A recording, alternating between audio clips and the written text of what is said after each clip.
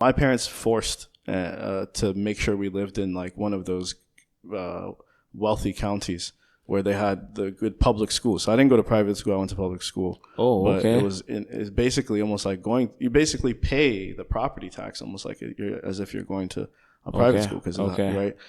And so you get like new computer. The computer lab would be like refreshed every 2 years. Like all the computers. How many years do our computer labs? I'm telling you. Do you even have the computers?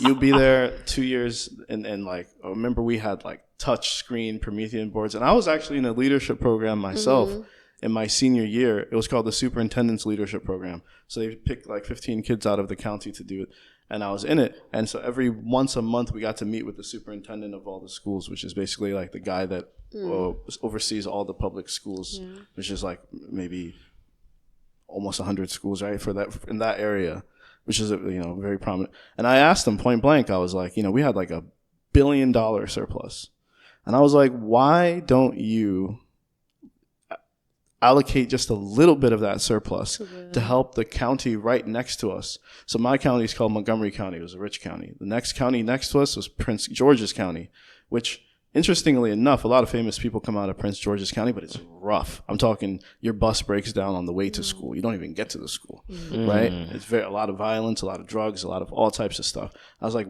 they're suffering. Why not just give them, if you gave them $5 million out of the $1 billion surplus that we have, a surplus meaning we paid for all of that crazy stuff, and we still have $1 billion. And he just kind of gave me an answer about social Darwinism and stuff like that.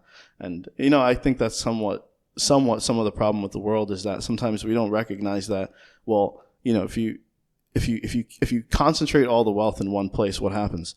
Then now you're like living in this like trying to create a sheltered enclave where you're like afraid of your neighbor because you refuse to help him, basic, and they will needs. come at you. When you get robbed, then you complain about race, about like, it's because he's black. No, it had nothing to do with because he was black. It's you deprived that school system was deprived.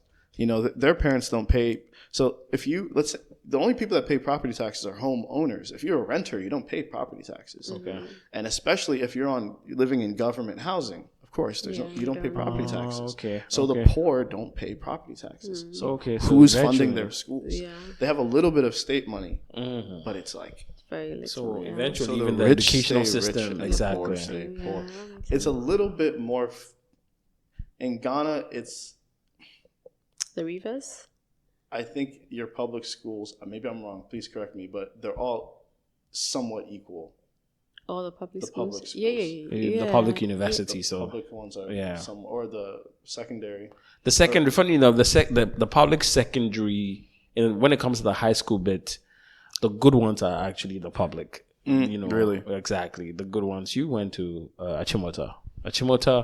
What do you mean by the good ones are the public? Wait, some of these private schools I've seen in Ghana I'm talking about the public secondary schools. I've seen some serious private the public schools. secondary schools like in Fontipim, Wesley Girls. These are all public. Some of these international schools. Are they public or is a bit of public and private? They're public so you realize schools. that they are much more the kind of people that come out of those kind of schools are the ones who are basically in a way running the country.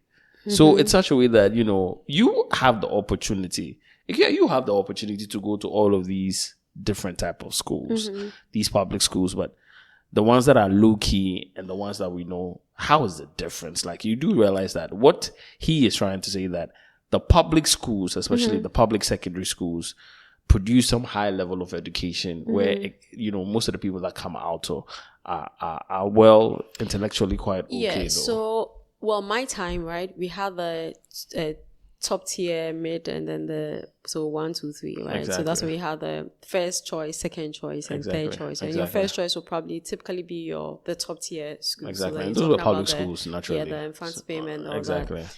And then second and then third, that's when your grades are not good at all, right?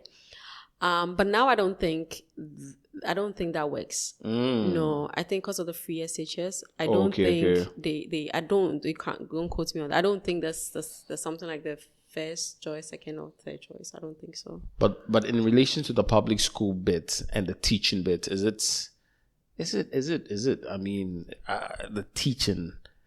How is it? I mean, So this is a little political, so I don't want to comment on it. okay. But some of these very expensive international schools. I mean, there's one international school near cantonments where you pay $30,000 a year per kid. Okay. Dollars. Yeah. Very true.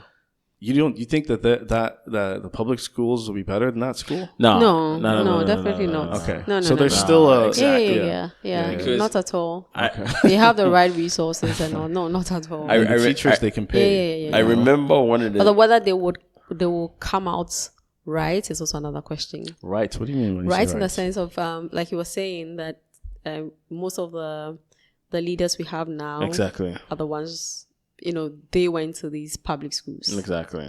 The president went to private school, right? 100%. No, He didn't go to no, private he school. didn't. I know he went Most of the to- ministers no. actually went to a lot of No, public I know he schools, went to especially when it comes to Kimbu. this. I think he went to Kimbu second. Okay. I think mean, so. uh-huh. I think he And went that's to a not public exactly. school. That's high school. I don't know But about university eventually, and all that. in relation to his university bit, I don't think he did it here. He traveled here. exactly. I don't think he did it So those here. are private schools. Exactly. Yeah, those I are don't those think are so. those are the Maybe. private Yeah, I international don't think schools so. where when you have access to it, it can really That's actually differentiate quite, you. That's interesting though. It can really Yeah. differentiate you. Interesting. Yeah, you can go to a public school and still do well. You can go to a private school and still do well, I think. But your system, I mean, the system in America is actually very Structured. Like Yeah. it's actually quite interesting how you said this, where you realize that is there a clear propaganda that it makes the poor stay poor, or it makes the It's rich. very intentional. Wow. People never say it out loud, but it's extremely intentional. Like I've had the chance to sit down with some very wealthy people and have them say it to me point blank.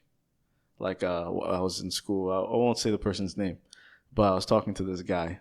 His dad was a big banker, not like central bank level banker. Wow. And he was like, "We don't want university to come down in price." Wow. Because we were having a debate. We were like, they keep raising tuition every year. I think it's exorbitant that we don't really get the value for what we're paying. This doesn't make sense. And he was like, "Yeah, but we want it that way." I was like, "Why?" He's like, "There's only so much room at the top."